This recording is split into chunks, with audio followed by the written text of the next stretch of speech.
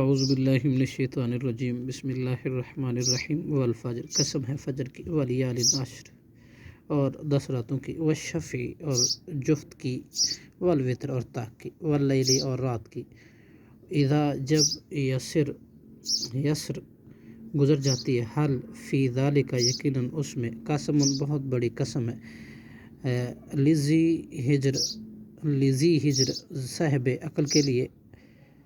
علم ترا، کیا آپ نے نہیں دیکھا، کیفا، کیسا، فعلا، سلوک کیا، ربک، آپ کے رب نے، بعاد، عاد کے ساتھ، ارما، یعنی ارم کے ساتھ،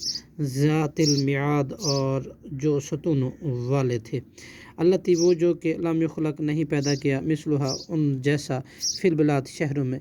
وثمودا، اور قوم سمود کے ساتھ، الذی، وہ جو، جاب الصخرہ،